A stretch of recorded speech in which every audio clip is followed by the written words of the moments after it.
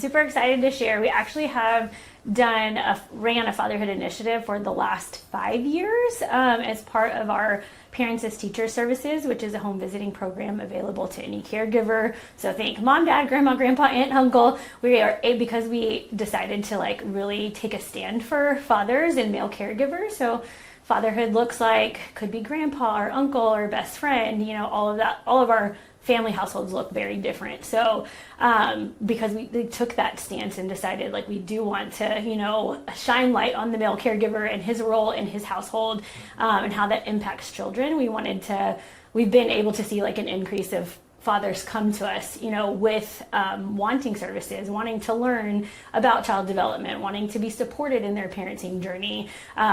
When we started this, a lot of it was there are a lot of things for moms, a lot of things for moms, and rightfully so. I'm a mom. I know we do all the things, but what we were seeing is a gap in services. Like, well, what about dad? What is there for dad? And so that's was our kind of jumping point on let's get some things going so we can support dad in his role. Yeah, absolutely.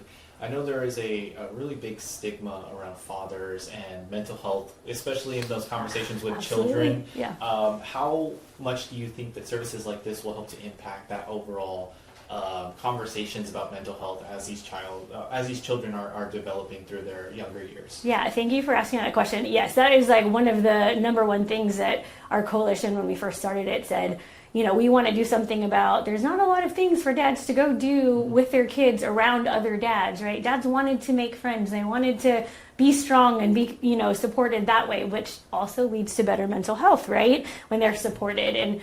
But the other thing that we did see were a lot of programs, again, to support mom's mental health, but not necessarily dad's. And parenting stress doesn't escape any parent or caregiver, right? It's with everybody, and dad experiences that stress too. Just it may not look the same. Dad usually is the primary care provider,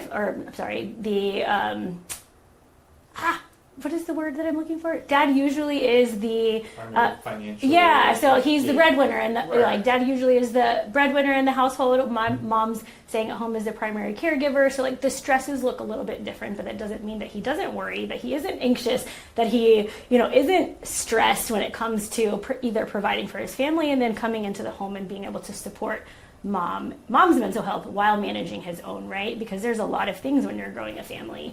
And so with that, we decided what is the first step we can do? And we started our Fatherhood Forum, which is a monthly support group for dads to be able to click a link and log on anywhere and get some dad time and some dad talk to talk about their parenting stresses. We started out with that, and with receiving funding for fatherhood services specifically, enrolled parents are able to get counseling at no cost to them. And so, but not only just that availability for services, but just being here to check in on dad, see how he's doing.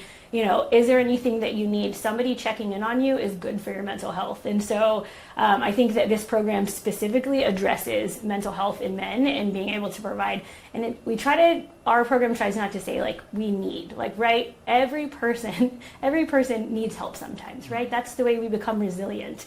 And so being able to provide that without dad asking or coming, sometimes we come with need. But our idea is to provide the support because we know every family needs support. Every father needs support. Yeah, absolutely. You talked a little bit about the sort of traditional sense, which is male breadwinner, female stay at home. Yeah. Do you think that services like this will also help to sort of flip that on its head? Maybe for newer parents, breaking that stigma of I can't stay at home as a father. I have to go out and I have to provide. Do you think that this sort of helps to break that down and just create more of a supportive environment for fathers, across and I would tell you, I feel like it already has, because we have, dads who are enrolled who are veterans who are staying at home and they're single dads. A couple of single dads have been referred to us just saying you're helping me and my family. Can you help this dad too? And again, we're in that phase where we're just breaking ground. So we're trying to share, as much as we can about what we're able to provide. And now, do I think that the roles are probably going to switch? No, but I do think that what we'll find is providing support and education around fatherhood, a fatherhood journey, their child's development, helps dads grow in their ability to learn about how to interact with their child at a young age and also provide nurturing care. And like, that is the biggest thing, right? Every parent can be a nurturer, and that looks a little bit different, and child receives it differently, but then grows and blossoms because it's not the same with mom as it is with dad, but it's equally as impactful. So being able to have dad as a nurturing parent alongside mom builds and strengthens the family, builds and strengthens the child's abilities. Okay. Does the services that you guys provide also help to sort of, because I know there's a really big difference between being a single father and being a father with a partner. Mm-hmm. Does the services you guys provide help to sort of bridge that communication between partners as well? That's a really good question. So I don't know if our program will bridge communication between like mom and dad or partners within a household, right? But because what is shared with us is confidential in our programming. But what I think it can help is when we learn about how to be a good communicator or overcoming some stresses, we're able to speak to those points and offer suggestions to help strengthen the family. And then with our Nurturing Fathers program, dads are able to like share about where they're at, where they want to be, and goal set along the way. So if communication is something that they're wanting to change, or they're finding that this could be helpful, that self-discovery, and we can help check in on those goals with a dad as he's progressing through the program.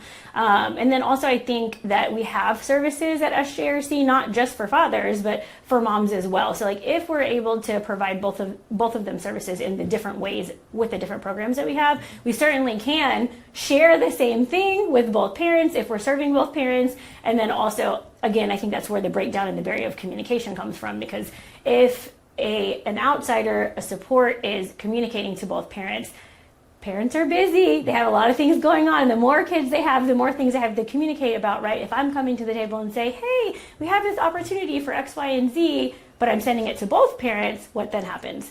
They both see the information, they're both getting, that conversation piece, and not one person is responsible for having to tell the other person, right? We're sharing and, having that group communication. Absolutely. So how can fathers, parents get involved with you guys? Is it just simply reaching out, calling you guys? Yeah. How do they First step, absolutely. Call us. Our telephone number is 830-609-065. I said that wrong. No, it's okay. It's okay.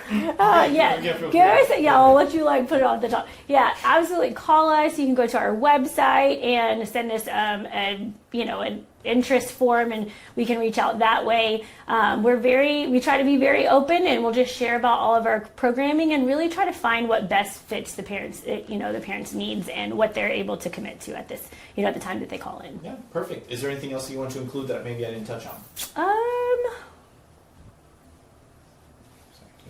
No, I don't think so. I think we kind of talked about everything. Yeah, I think what I would like the ending thing to share with is, I know a lot of times, dads are working, and one of the biggest feedback comments that I get is, I'm not sure if I have time for this, and I understand that time commitment is super important to parents, right? But being a parent is also really important to parents, and what I can say about our programming is it really allows parents to have the focus on their family that I think they sometimes crave. And what we try to do is work with the family schedule and to make enrolling in the program and participating in the program as easy as possible for the parent. And so we meet them where they're at, we communicate in ways that they're comfortable with, and I always try to just break down that barrier of fear. Like, there's nothing to be afraid of to get support. The goal is to have a healthy family, feel supported, enjoy parenting as you're progressing through